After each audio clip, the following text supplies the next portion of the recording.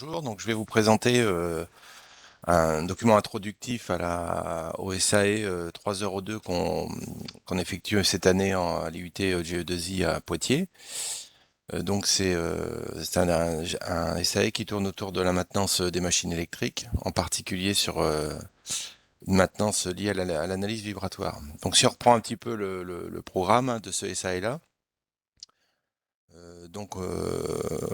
dans les compétences ciblées, évidemment, on a d'assurer le maintien en condition opérationnelle d'un système, vérifier la partie GE2I, concevoir la partie GE2I, installer une partie de production de conversion. Bon, on verra qu'on peut pas forcément répondre à toutes ces compétences-là, mais bon, on essaiera quand même. Et surtout, l'objectif qui nous intéresse, nous, ça va être la partie protocole de test générique et puis d'effectuer une tâche de maintenance simple, donc sur ce système-là, donc pour nous sur des moteurs, hein.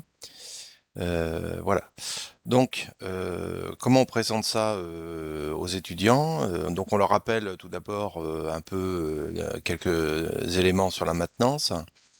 Donc, ils ont un cours normalement à un moment donné dans l'année sur la maintenance, donc on rentre pas trop dans le détail. On rappelle les trois grands blocs, hein, la maintenance corrective, la maintenance préventive, avec les avantages et les inconvénients. Et puis, on leur parle un petit peu de maintenance prédictive, bon, qui finalement existe, mais enfin, d'après l'expérience qu'on en a, n'est pas hyper développée. Donc, mais c'est quand même intéressant d'un point de vue technique pour eux. Euh, donc, en précisant que c'est cette partie-là qu'on va développer en SAE. Bon, graphique classique, hein, qu'on trouve partout sur avantages inconvénients des trois méthodes, et puis où se place la maintenance préventive là-dedans. Ensuite, donc tout ça, là, toute cette présentation-là, ça se fait la première séance, hein. Donc on le rappelle un peu, donc on va travailler sur les moteurs, mais en fait plus généralement sur les entraînements électromécaniques. Et donc on leur rappelle aussi la structure de base d'un entraînement électromécanique entre l'alimentation, le contrôle s'il y a des variateurs, les machines, les accouplements et puis les charges. Okay, avec les différents types d'accouplements qu'on peut trouver, différents types de charges avec leurs couples résistants associés, les différentes machines. Bon, essentiellement pour nous ça va être des machines asynchrones, hein, puisqu'on est dans un cadre industriel, donc on va trouver beaucoup de machines asynchrones. La partie alimentation qui peut être sur le réseau ou par variateur. Et puis ensuite, donc on leur donne un exemple là d'un site industriel qu'on connaît, en leur présentant un peu, parce que c'est bien qu'ils voient aussi un peu des systèmes industriels avant de partir en stage. Voilà, donc sur un ventilateur industriel, par exemple ici, la partie moteur, partie transmission par courroie, et la charge qui est un ventilateur industriel. Voilà. Et puis, on commence à leur parler après de panne, hein, de défauts, hein, dans les entraînements électromécaniques. Donc, on parle un peu de la partie alimentation électrique, hein, qui peut être défaillante, que ce soit en direct ou par variateur. La partie moteur, sur laquelle on va trouver des défauts classiques sur les machines asynchrones, qui sont les défauts de roulement, de barre rotor, de court-circuit. La partie couplage, donc là on va trouver tous les défauts inhérents aux boîtes de vitesse, aussi au roulement, aux problèmes de courroie, ainsi de suite. Donc on a ici un peu présenté euh, quelles sont les sources de défauts possibles. Alors, ensuite, on leur parle de la maintenance prédictive. Alors, ici, on met l'accent sur le fait que la maintenance prédictive, en fait, elle est basée sur des mesures, hein, qu'on va réaliser sur le système. Et à partir de ces mesures-là, on doit effectuer un traitement, ok, pour prendre une décision sur l'état du système. Donc ça, ils le comprennent bien. Ok, donc on leur rappelle que bon, les mesures possibles, là on rentre pas dans le détail, hein, mais les mesures possibles, c'est des mesures vibratoires. Alors on commence par celle-là parce que disons que c'est celle qui est la plus utilisée en préventif dans l'industrie, et c'est celle-ci qui va faire l'objet du SAE. On peut trouver des mesures de entre guillemets de température, hein, avec des caméras thermiques, des mesures de son, hein, comme on le voit quelquefois dans des éoliennes par exemple, des mesures acoustiques. Des mesures électriques, hein, analyse des courants électriques, c'est un domaine aussi qui se développe. Et puis, si on a accès effectivement aux grandeurs mécaniques directes, c'est-à-dire vitesse et surtout le couple, bon, bah, là, c'est encore plus simple, hein, parce que c'est là que ça se passe. Puis on leur parle un peu d'analyse qui peut se faire soit dans le domaine temporel. Donc là, on va calculer des grandeurs, je dirais, sur les signaux temporels directs, hein, donc la valeur min, la valeur max, les valeurs efficaces, des choses comme ça. On rentre pas trop dans le détail des kurtosis et autres techniques, hein, c'est hors sujet. Et puis l'analyse fréquentielle, où là, on va leur dire que ben, finalement, on peut passer aussi par de l'analyse spectrale, sachant qu'ils ont déjà fait un module avant en maths sur l'analyse spectrale. Mais bon, on y reviendra ensuite. Alors, on rentre à peu près un peu dans le SAE qui nous intéresse. Alors, ce SAE-là, c'est effectivement un SAE sur la maintenance des machines par analyse vibratoire. Alors, ce SAE, il est bâti autour d'une norme, ok, d'une norme qui est la norme 10816 ou maintenant, qui vient de sortir, là, la norme 20816, mais c'est à peu près la même. En fait, qui définit une procédure pour déterminer l'état d'un moteur asynchrone qui entraîne une charge industrielle usuelle en fonction d'une mesure vibratoire faite sur le moteur. Ok, donc on leur explique bien que là, par rapport au slide d'avant, hein, on est sur une mesure avec des capteurs vibratoires. Ok, on va récupérer ces mesures-là et puis on va analyser ce signal par rapport à la norme, ok, usuelle, et puis voir comment cette norme nous permet de déterminer l'état du moteur. Donc là, c'est intéressant parce que on couple en fait des choses, je dirais, un peu classiques sur les machines, les capteurs, des choses comme ça, à vraiment une norme industrielle. Donc là, on se raccroche bien à la philosophie des SAE. Alors, cette norme, finalement, quand on la regarde, c'est assez simple. Enfin, c'est simple sur le principe.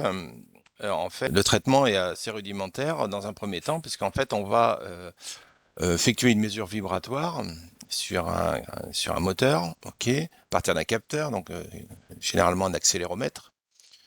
Et puis, à partir de cette mesure d'accélération, on va déterminer une vitesse, hein, une vitesse de vibration. Ensuite, on va délimiter dans ce signal vibratoire une bande de fréquence dans laquelle, en fait, se situe la majorité de l'énergie du défaut, du défaut du moteur, s'il y en a un. Okay, ça va se concentrer dans cette bande-là. C'est une bande qui est entre 10 Hz et 1000 Hz, donc un filtrage passe-bande. Et puis, le signal qui sort de ce filtre, on va simplement calculer sa valeur efficace. Ok. Derrière ça, en fonction de la valeur qu'on trouve, donc la valeur efficace est un nombre, hein, c'est pas évident pour eux, c'est une valeur numérique, et bien derrière, on va récupérer un tableau qui est donné dans la norme 10816 ou 20816, et en fonction du nombre qu'on trouve, bah, en fait, ça va donner l'état, ça va donner à peu près 5 états possibles du moteur. Donc moteur neuf, moteur qui n'est pas neuf mais qui est en très bon état, et ainsi de suite, jusqu'à arrêt du moteur. Donc 5 états possibles en fonction de la valeur efficace qu'on calcule. Ok. Voilà, donc on a une autre norme qui est la ISO 2954 qui définit en fait le type de mesure qu'on doit faire, le capteur, les grandeurs qu'on doit mesurer, et puis aussi la définition du filtre. Parce qu'évidemment, ce filtre, il est unifié, c'est le même pour tout le monde. D'accord. Voilà, donc déjà, il y a un travail ici, dans un premier temps, de lecture des deux normes, de définition des filtres, des capteurs, et ainsi de suite, avant d'arriver à une mise en œuvre complète. Voilà, donc sur le principe, c'est pas très compliqué, mais finalement c'est assez riche parce que il y a toute la partie mesure, c'est un capteur mesure, ok. Donc là, je dirais en général, hein, c'est-à-dire qu'est-ce qu'un capteur, qu'est-ce qu'une sensibilité de capteur, quelle est une gamme de mesures, qu'est-ce qu'un accéléromètre, qu'est-ce que ça mesure. Je mesure une accélération, comment je reviens à une vitesse, quelles sont les unités, hein, les millivolts par G. Bon, G, c'est pas des grammes, hein, c'est des mètres par seconde carré, enfin des choses comme ça, quoi. Il y a un aspect filtrage, Ok, alors là, on revient sur des choses qui sont faites en but 1, hein, c'est-à-dire est-ce qu'il y a un filtre, passe-bas, passe-bande, comment on le réalise. Ok, et puis derrière, eh bien, un calcul de valeur efficace après, bon, bah, là, c'est plus ça. Alors à partir de là, on a plusieurs solutions pour faire ça. Ok, donc on a décliné ce truc-là de plusieurs façons possibles. Donc une première partie qui va être plus sur les capteurs, ok, qui va être fait par un enseignant qui est Monsieur Laurent Rambaud, là, qui est spécialité de la mesure. Donc là, on rentre dans les généralités des capteurs, hein, comme je viens de le dire. Et puis, on va faire une mise en œuvre analogique. Pourquoi? Parce que bah, finalement, bon, c'est pas trop d'actualité, parce que évidemment, si on fabrique un produit industriel, un appareil de mesure moderne ne ferait pas ça en analogique, quoique, bon, je sais rien, mais c'est pas évident, hein. Mais cela dit, eux, ça leur permet, sur une séance ou deux, là, de mettre en œuvre un filtre analogique, comme ils ont vu en but 1, et puis derrière de récupérer un signal sur lequel on peut calculer la valeur efficace avec un voltmètre, hein, et puis vérifier que par rapport à la norme, cela fonctionne. Ok. Donc on a les moyens d'avoir à l'IUT des données sur des moteurs en bon état et des moteurs défectueux, et puis on peut évidemment sortir ces signaux-là sur une carte d'acquisition pour faire le signal d'entrée, hein, comme si on était sur une mesure réelle, et puis tester ça en analogique. Donc ça, c'est plutôt pas mal. Alors tout ça se fait sur plaque Labdec, hein, c'est-à-dire en fil volant. C'est un peu pour ça qu'on le fait aussi, c'est-à-dire que là, on leur donne un composant spécialisé et puis on leur demande de réaliser le filtre dont la fonction de transfert est donnée dans la norme que je vous ai montré tout à l'heure. Donc je laisserai certainement mon collègue Laurent Rambaud faire une vidéo pour vous montrer ça. Ensuite, la partie mesure proprement dit, donc ça c'est moi qui m'en occupe. Donc là, on va faire deux choses, hein. On va faire trois choses en fait. On va faire une mise en œuvre de capteurs piézoélectriques sur les bancs d'essai de l'IUT. Ok, donc là on a tout un tas de capteurs d'accéléromètre en fait avec conditionneur, et puis là-dessus on va les mettre en œuvre avec ben, les techniques de mise en œuvre classiques, hein, c'est-à-dire collage, aimant, des choses comme ça. On va démarrer les moteurs, on va les faire tourner, on va récupérer les signaux, on va regarder un petit peu à quoi correspondent les volts que nous donne ce signal-là en fonction de la sensibilité du capteur. Enfin bref, on met une mise en œuvre de capteur. Ok, au passage, on fait des petites choses simples, c'est-à-dire par exemple qu'on va mesurer, enfin on va estimer la vitesse de rotation du moteur à partir des données vibratoires. C'est pas demandé dans la norme, mais au passage, puisqu'on a des signaux disponibles, on en profite un peu pour faire un peu de FFT, hein, d'analyse spectrale, ça va les préparer pour après. Donc ça c'est un premier TP, et puis deuxième TP, on va mettre en œuvre l'ISO 10816, c'est-à-dire le filtrage passe-bande et le calcul de valeur efficace de façon numérique, donc ça veut dire de façon calculée. Alors bon, on a fait le choix de faire ça sur soit Octave, soit MATLAB. Alors là, je suis pas trop pour qu'on bassine les élèves, les étudiants de but avec MATLAB, mais ici, c'est que, en fait, dans ce cadre-là, ici, c'est comment dire, un outil assez simple, hein, donc on leur donne des programmes plus ou moins faits, et là-dessus, on va leur montrer, on va les guider pour, comment dire, simuler ce filtre passe-bande, faire passer les données expérimentales dedans. Donc ce sont des données hein, qu'on a récupérées sur un site du Center Park de Loudun, à côté de Poitiers. Donc ce sont des données qui ont été prises sur des pompes, hein, des pompes de ce site-là. Et il se trouve qu'il y a les 4 pompes de 30 à 40 kW, là, c'est pas toutes dans le même état. Donc c'était une bonne campagne de mesure. Et donc on va obtenir des valeurs de valeur efficace là, différentes pour chaque pompe. Donc ça va être très bien. Donc là, l'idée, c'est de traiter ça sous MATLAB avec des programmes simples et de leur faire appliquer la norme de A à Z, hein, c'est-à-dire le signal vibratoire en volts, le passage en accélération, le passage en vitesse. D'accord. Donc là, il y a une intégration à faire. Donc ça veut dire un filtrage avec une fonction de transfert qui va bien. Donc ça permet de travailler aussi sur les fonctions de transfert hein, de base. Ensuite, programmation du filtre passe-bande. Bon, donc on vérifie que le filtre qui nous est donné dans la norme correspond, enfin les fonctions de transfert qui sont données dans la norme correspondent bien au gabarit du filtre qui est donné dans la norme. Bon, ça, c'est évident, mais on le vérifie. Et après, on filtre les signaux avec. Puis derrière, on va calculer la valeur efficace sur ces 4 pompes. Et puis, on applique la procédure complète et on va déterminer l'état des pompes par rapport à la norme. Ok, et puis pendant qu'on y est, sur la 3e séance, on va aller un petit peu plus loin. Donc là, ce que je viens de vous dire sur la mise en œuvre sous MATLAB, donc ça, je vais faire une vidéo là-dessus, hein, pour vous montrer un peu comment on fait, et je vous mettrai en ligne les programmes, même les données vous seront accessibles, hein. Sur la partie, pour aller plus loin, on va aller un petit peu plus loin que comment dire, en maintenance préventive, hein, dans mon esprit, la maintenance préventive, il y a 2 aspects. Il y a l'aspect surveillance. Donc c'est l'objet de la norme 10 puissance 16, en fait, la surveillance, en gros, c'est est-ce qu'il y a un problème ou pas. Mais on ne détermine pas véritablement le problème, la source. Et l'autre aspect, c'est le diagnostic, c'est-à-dire le diagnostic, il y a un problème et en fait, on peut aussi dire d'où ça vient. Un roulement, une barre de rotor, des choses comme ça. Donc, on sort un peu du cadre de l'ISO, mais c'est pas grave. On va leur faire un peu de diagnostic. Ok. Donc, pourquoi? Parce que ce diagnostic-là, il se fait par analyse spectrale. Donc, c'est un très bon moyen aussi de faire une application d'analyse spectrale. D'autant que dans le nouveau programme de but là, l'analyse spectrale elle est vue du côté un peu mathématique. Enfin, chez nous, c'est fait par les mathématiques dans le cours de maths, si vous voulez. Bon, c'est bien aussi qu'ils utilisent l'outil véritablement. Hein, voilà.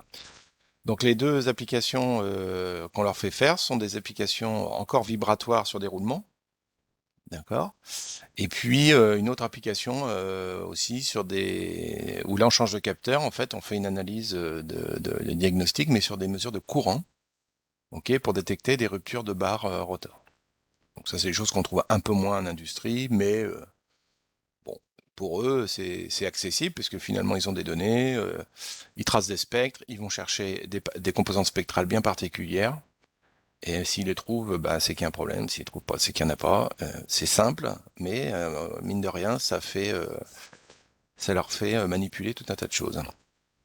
Et puis la 3e partie, là, la partie traitement, là, donc là, on reprend un peu tout ça, mais dans un contexte un peu différent, c'est-à-dire où là, on va leur demander d'un peu d'automatiser tout ça, c'est-à-dire de s'imaginer qu'on est par exemple à Center Park dont je parlais tout à l'heure et qu'on a non pas une pompe à tester mais 5 à 10 pompes ou 20 pompes à tester. Donc là l'idée c'est de leur dire voilà, imaginons qu'on met des capteurs vibratoires connectés à un automate, ce qui est possible, hein, tout à fait possible, et on récupère en fait des données en haut sur un logiciel de gestion technique. Et puis on veut automatiser un peu cette procédure-là en programmant cette 10 puissance 16 sur ces données-là qui arrivent en haut.